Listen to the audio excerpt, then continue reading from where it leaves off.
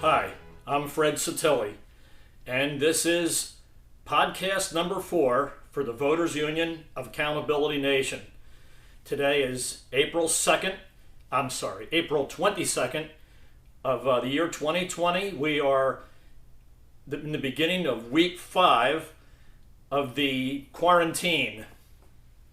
And is there anything more ridiculous than a face mask like this?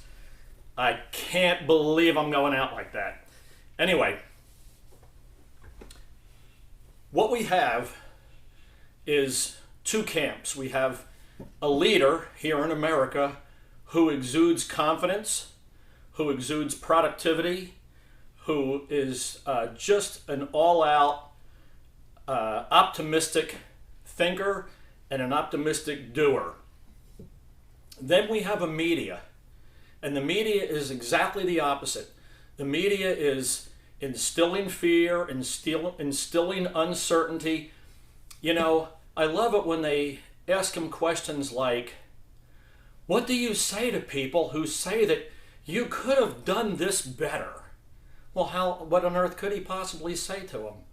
He's taken the advice of medical experts. He's evaluating tons of information, and he's doing what he thinks is best. He's listening to governors in all 50 states.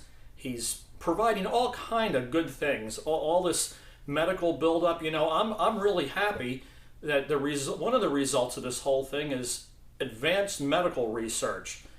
Medical research is on everybody's mind now. It's to the front burner, and that's good because there's lots of things that can be worked on, and I touched on that last week. And I want to say this. Over the past 4 weeks, I've been in touch with an anesthesiologist and an oncologist. Oncologists know a lot about blood, and so do anesthesiologists. And their feeling on this whole thing is that we should have immediately protected the most vulnerable, people with already that have medical problems or are advanced in age. And then we should have simply taken the blood plasma from people who have COVID-19 and have survived it, so their plasma is full of antibodies for this. And as people come, you give them this blood plasma infusion, and within a few days those antibodies help that person's natural antibodies, and you defeat this thing and you create herd immunity, and there's no impact on the economy. Probably wouldn't have a death rate any different than we have now. And you would fight this thing rather than hide from it, which is what we're doing. Now, we have a media that isn't supporting forward progress. We have a political party that's, rather than support medical research, they're supporting all these social issues and everything during this time of crisis. This is being characterized as a war. And during a war, it's no time to bring up things that aren't related to the war. So I want this media held accountable. And what I think is this. We have compilation videos, and I love compilation videos. And my favorite one is all the people who denied Donald Trump becoming the president. George Clooney going, Donald Trump will never be the president. And Barack Obama saying, I may go down in history as the worst president, but at least I'll go down in history as the president. You know, those guys haven't come clean with that. They haven't, you know, the Joy Behars and the Whoopi Goldbergs haven't come forward and said, wow, I guess I was wrong, you know. And don't tell me about the popular vote, because we all know about voter fraud, and they're still hammering it. They're still hammering a need for voter fraud. You know, we have ID for everything we do. They even want to have COVID-19 ID now, where you have to prove that you don't have the disease before you go out or whatever, and they're going to give you an ankle bracelet or a chip in your phone or whatever they do so that you can identify yourself as medically clean. But yet, to select the leader of our country, they don't seem to want, and this is both parties, they don't seem to want to qualify everybody. They just want to have a mad random thing where it's totally berserk and out of control, and they proved it's out of control because None of these states have been able to count their votes. California certainly can't. We just had Iowa and all these others. So anyway, what I think is that where I love a compilation video, there should be a compilation website, and as each one of these news sources, whether it be the New York Times or the Washington Post or CNN or Fox News or any, even not individuals, this isn't for individual politicians or anything, but this is entirely media news sources, people who say that they're news sources. They come out, they make a bold statement, they find out a day or two or three later that it's completely not true. Sometimes they come out a day or two later and they say exactly the opposite, as if it's as true as the thing they said to begin with. And there's never any accountability for this, and we are the accountability nation. So I think if we started to list all the media sources, every state had, in California we have the Sacramento Bee. Every state has a paper like this. And of course we have the national papers, and we have the TV media and the internet media. I mean, the Huffington Post, holy mackerel. I read an article on there today, I couldn't believe it. It was so full of innuendo and pretend consensus. They're not a news source, it's just a tabloid. So I feel if we had a cumulative accounting where the Washington Post did a bad thing today, the Washington Post did a bad thing the next day, the Washington Post, after a while you would see a pattern, and you would see a cumulative mountain building of all the bad things that these sources have done, and it would disqualify them from calling themselves a news source. If you want to be an entertainment channel, I mean, you're not supposed to get your news from Stephen Colbert or Bill Maher. Those guys they're comedians, they're entertainers. They can say any jackass thing they want, and it's completely okay because they're not a trusted news source. They're just a guy with an opinion, some rich guy who feels that his opinion is worth something. And it's fascinating to see their opinion sometimes, and sometimes it's funny, but it's certainly not news. So that's what I have to say on behalf of the Accountability Nation. Now, since I've been home now for several weeks, those of you watching, you can't hear it in the podcast, but you can certainly see it on YouTube. I have an ever-growing beard, and I mention it almost all the time because of how weird it is for me to have this. I don't like it. I don't know why I have it. Well, I didn't know why I have it, but I do now. As soon as I said that this was going to occur, I had an immediate instinctive or intrinsic revulsion of the idea. And the weird knee-jerk, out-of-control reaction that I had was, well, let me grow a beard. Now, a lot of people, especially now, beards are stylish now. People have them, and to my shock, a lot of people have said that my beard looks good on me. I think it's atrocious, but, but a beard was always kind of a counterculture thing. Now, obviously, in hockey, once December comes, they grow their beard because they think it's good luck to the end of the season or something like that. And I get things like that, but there's always an identifier of a counterculture, and right now, beards are one of those things. It's kind of like wearing bell-bottoms in the 60s, harmless, just a style note. The one that drove me nuts a few years ago was guys who were wearing a blue suit with brown shoes. I mean, taste is taste, and everybody's got an opinion, but that's just wrong. You don't wear a blue suit with a brown tie, but it would be ridiculous. So you get this. And I realized that as soon as, let me put it to you this way. You don't go to a board meeting in a t-shirt. If you're in business, you wear a jacket and tie, you have a nice shave, you have a nice haircut, you present yourself more or less your best side.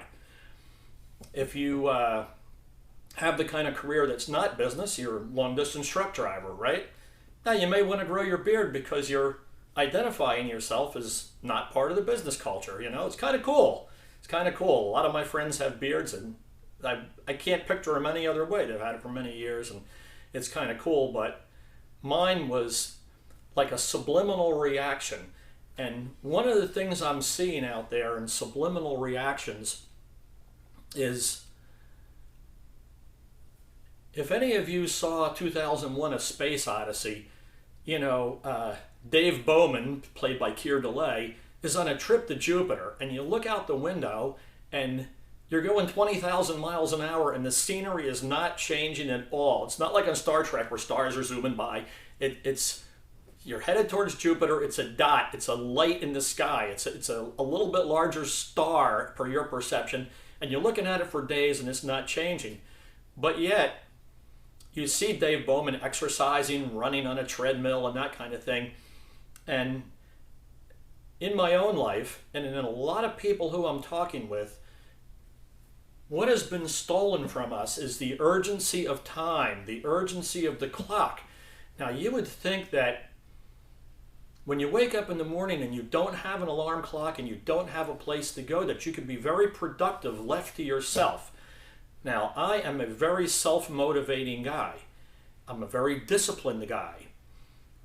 But yet, now with a lack of urgency all day, I find, and a great many people I'm talking with are finding, that they're wasting a lot of time.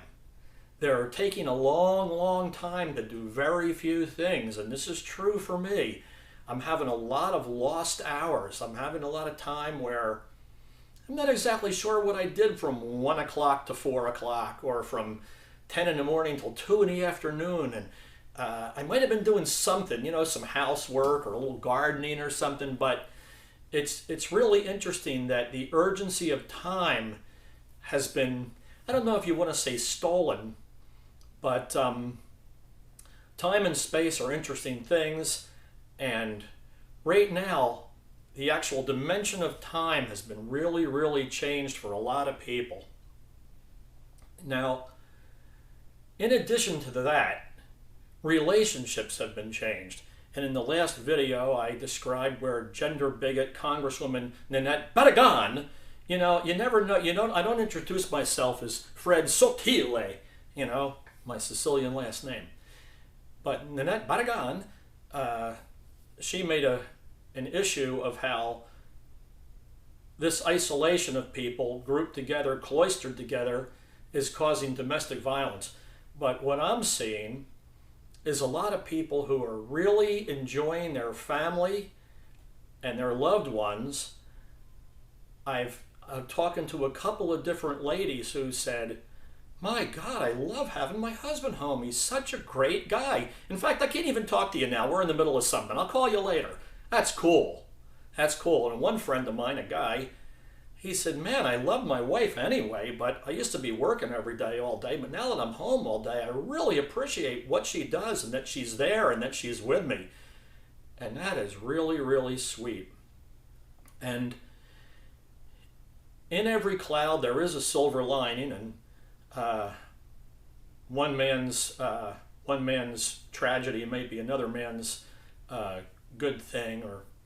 But I want to talk about my Aunt Jackie, because my Aunt Jackie had a unique circumstance with all of this.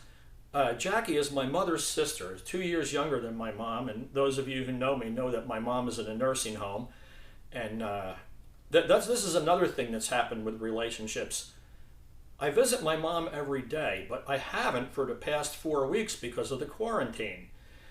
And it's having a real effect on both of us. I miss my mom. And my mom really misses those visits from me. In the structure of time, I was a thing that had to be acknowledged and prepared for, and my mom would get up and get dressed and get cleaned up to have a nice visit with me for an hour or two. And it was really a highlight of her day. She had other things, you know, they have social stuff there and they have meals and things like that, but it really meant a lot to her that she was getting this visit, and it was really her connection with life outside the nursing home in a great many ways. Plus, sometimes I would take her somewhere in the car, and so she would be out of those four walls, and that's really important. But I haven't been able to do that, and it's having an adverse effect on her. She's a little bit more sad, a little bit more depressed, a little bit, the meaning of life has been somewhat taken from her. But The opposite thing happened to her sister, Aunt Jackie. Aunt Jackie got very sick, and she, a few months ago, got sepsis, and usually you don't do too well once you have sepsis. And she had lots of symptoms. She had cancer and cancer treatments, which are always hard on anybody. And she got to the point where they sent her home. And fortunately, my cousin Lori is a nurse, so it was great that she was there with her all the time. She had literally professional resident help, with things. But the funny little thing that happened a month ago was they said everybody must come home. Now, my cousin Lori has a wonderful husband named Tim Grogan, and that guy is one of those greatest guys. He'll take care of you. He's a great host. He's your friend. He's a best of intentions man, a really good guy. And the two of them had 3 daughters, had Natalie, Bridget, and Colleen. And fortunately, Colleen lives across the street. So it's not really a compound, but they're neighbors. But the other girls, Natalie lives out here in Santa Monica near me, and Bridget also, Natalie and Bridget, they went home. And so now, Lori and her husband and her 3 daughters were with Aunt Jackie for the last month, the last 4 weeks of her life. They visited with her every day. She lived in the house. Everything that they did included her. She had meals with them and conversations with them. And even though the girls worked from home, they were on conference calls and doing accounting work and paperwork and stuff like that. In between those things, they would come and see their grandmom, Aunt Jackie. And so for her, the COVID virus quarantine was had a strange little blessing attached to it, and that was that she got to spend the last month of her life surrounded by her very loving family. And I just wanted to tell that story because I thought it was especially touching. Sometimes I end these things in a more or less, I wouldn't say an angry rage, but I have a lot of complaints with a lot of things, and that's why we have the Accountability Nation, and hopefully we'll build the Voters Union. But I had to say, I was so happy to hear that Aunt Jackie was in the bosom of her family when she passed on her reward. And Aunt Jackie was a very Christian woman, and it's wonderful at the time of the resolution of your life to have no fear of the unknown and no fear of the void, no fear of death. She was very confident that she was going on as a spirit into the universe, and to have that as well, to not have fear and to have confidence. And it was really a wonderful thing for her. And I really, all stories come right back around to the beginning. And the fact that we have a leader in the White House who is trying to take away our fear and instill confidence and instill optimism is as wonderful for our whole country as Aunt Jackie's belief in the immortality of her own spirit. So that's all I have to say today. Thank you all for watching and listening.